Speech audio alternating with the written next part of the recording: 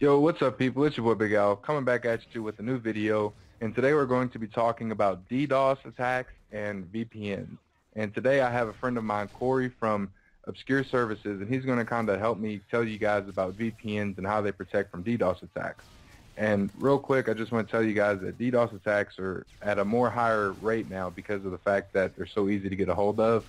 You can sign up for websites who offer the services.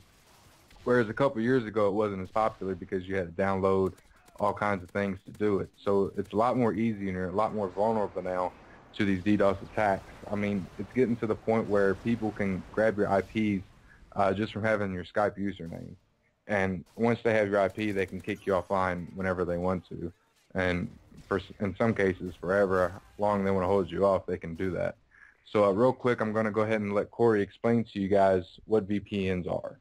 Okay, so VPN is kind of like when you visit Google, your direct IP is connecting to Google.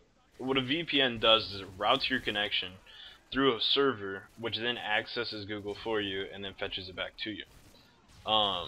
This is very nice for things like hiding your IP and mainly DDoS protection, because a server may have a 5 gigabit per second line with Cisco Guard, which is basically an anti-DDoS firewall, while your home connection may have a 10 megabit per second line with no DDoS protection. So you're easier and more vulnerable when you're not behind a VPN. Okay, and now do all VPNs encrypt your IP address?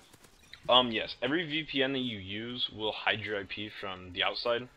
If you think of it like a train cart, there's something in between each cart, like there's like that build together, and there's that like hitch, and that hitch is basically the VPN. It connects everything together, and everything goes through that. Okay, and I know that there's some websites that you actually can't go into, and with the VPN. Like I know Twitch, it won't let you watch live streams with the VPN. Yes, that's because they want to have real information about you. A big one is PayPal. PayPal is very big against the idea of people using VPNs, just for the idea of fraud. With my VPNs, yes, you can use PayPal, but remind you, you are sharing IP with other people, so if they get reported for fraud, well, then remind you your PayPal may get banned. Okay, and the reason I wanted to throw the Twitch thing in there is because I know that some people that might watch this do stream on Twitch TV, and you know that will actually hinder them being able to. But I mean, it's as easy to disable the VPN to live stream as it is to enable it, right? Correct. It's actually a click of a button. You should be able to live stream with my VPNs. I think they have a list of VPNs that they block. So I mean, as long as you're using a private one, you should be good to go. Okay, and so how is yours protected from DDoS attacks, whereas some VPNs aren't? Well, some VPNs have a direct connection to the internet. And the idea is we have a firewall. And this firewall says, hey, this IP is attacking, I'm going to block it. And that's great, short scale. But the other thing is if it's kind of like a pipe. If I have a ball and I'm trying to stick it through a pipe that's smaller, that ball's not going to go through. And that's where DDoS basically comes from. You're filling up the connection to the point where it can't work. So how we prevent against this is we have a bigger pipe. You know, we have such a huge pipe right now that you'd have to get attacked by several different DDoSers to even be able to hinder the connection in any manner. So basically, we just made a pipe that's bigger than the ball, so we can accept the ball and just say, you know, that's not good traffic, we're going to block it. And I think at the end of the day, that's the only real DDoS mitigation, unless you're talking about that of like Nginx, which is basically taking multiple IPs and then routing them to one, which basically you're doing the same thing that we did, only on a larger scale. Okay, and what are some of the prices for you guys' VPN? Actually, we started out at $3 a month, and then for the 3 month, that is like $7. And we have a lifetime option. And remind you, lifetime is the lifetime of the company, but we plan on staying in business for quite a long time. And that is only $10 a month. And obviously, you have a shared IP and stuff like that. But at the end of the day, having a shared IP doesn't hinder your performance in any manner. And if the IP keeps on getting DDoS and we find that slowing down the connection, not interrupting the connection, but slowing it down, we will assign you a dedicated IP. Okay. So basically, guys that are watching this, if you're not really understanding, the VPNs are there to protect your connection, protect your identity to an extent. Uh, am I right on that to say that? Yeah, we obviously we don't keep logs. We don't log what you do. We don't view your passwords.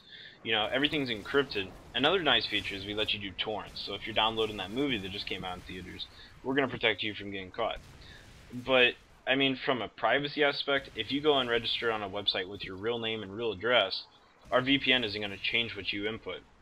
It's going to make you look like you're from somewhere else. But if you put in your real information, that's your decision. Okay. Now, is that something that they should log out of the VPN to do, or? Some websites will actually check, like for instance, if you're buying web hosting, they will actually say, wait, you're trying to say that you're from California, but your IP says you're from New York. Which one is it? And then it'll get labeled for fraud. If you're going to use your real information, I recommend that you sign out of the VPN. If you are going to be using fake information, I recommend you use information near where your VPN is located. For instance, if it's in New York, you might want to use like Buffalo, New York for your fake information. Okay. And one last quick question. Do your VPNs work on consoles? Yes, they do.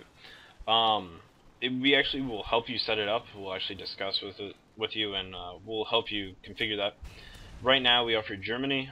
US will be coming soon. I mean, actually, if I get enough requests, US could come in several minutes if I get it configured.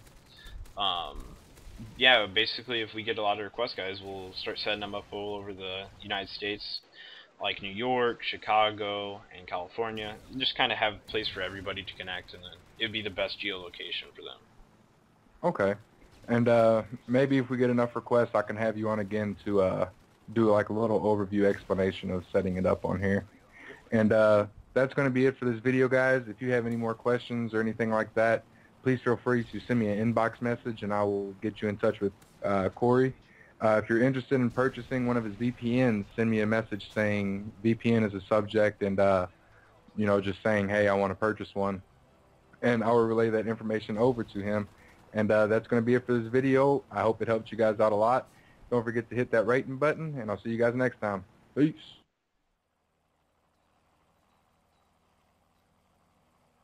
The best place to stalk Big Al 42 is on Twitter, so follow him up.